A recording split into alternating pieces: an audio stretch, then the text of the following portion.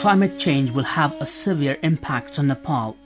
The glaciers of the Himalayas are the water towers for all of South Asia and feed the Ganges basin on which more than 500 million people depend for their food and livelihoods. The glaciers are melting and may disappear within 40 years. It is predicted that the region will experience more devastating floods and glacial lake outbursts, shorter, more intense monsoons, and stronger storms. Increased frequency of floods and drought could lead to food insecurity and famine.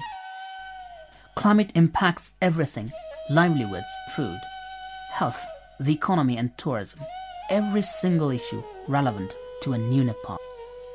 Nepal's tourism will suffer as mountains lose their glaciers and become more difficult to access due to landslides, glacial melt and flash floods. Climate change is already with us. In West Nepal, there is now less rainfall during the winter, which means farmers can only grow one crop instead of two. The poor are most vulnerable to the negative impacts of climate change. In Rapti Bake, a flood meant that a whole community needed to adapt and relocate after a river altered its course. Pratima now grows peanuts as a cash crop to provide income for the family after the flood removed the topsoil from land formerly used for rice growing, showing that adaptation is possible. When deforestation removes forest cover, soils are more prone to erosion and landslides. In Ramche village, a resident remembers a landslide which killed 20 soldiers and says, "Without forest cover, we are at the mercy of extreme weather.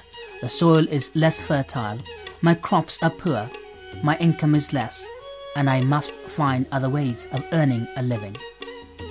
However, climate change is also closely related to development, and this presents some opportunities for Nepal, which is why DFID is supporting work in these areas in Nepal, in forestry, food security and climate change adaptation.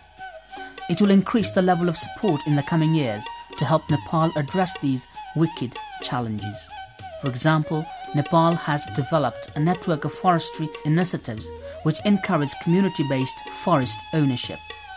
The aims are to reduce deforestation and develop sustainable management of forests for the benefit of the poor. In Dang, the DFID forestry program has created a culture of forestry ownership by replanting a flooded riverbank, and local people now generate extra income from harvesting non-timber forest products such as grasses.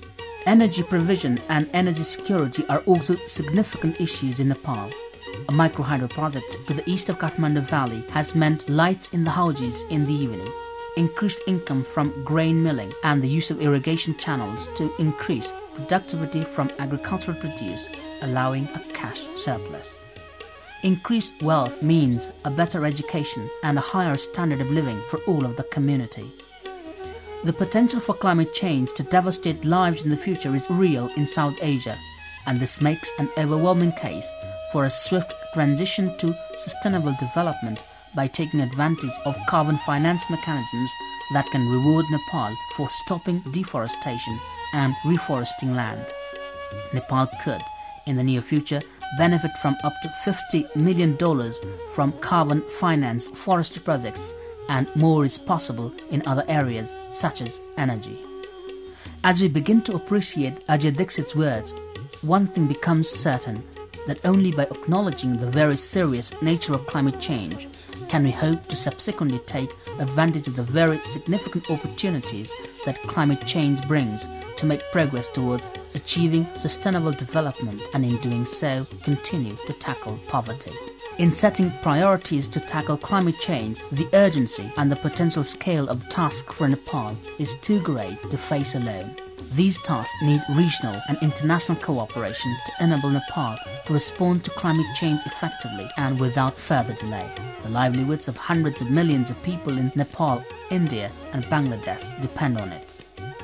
This is why Nepal needs a good climate change deal from Copenhagen, one which is equitable and ambitious.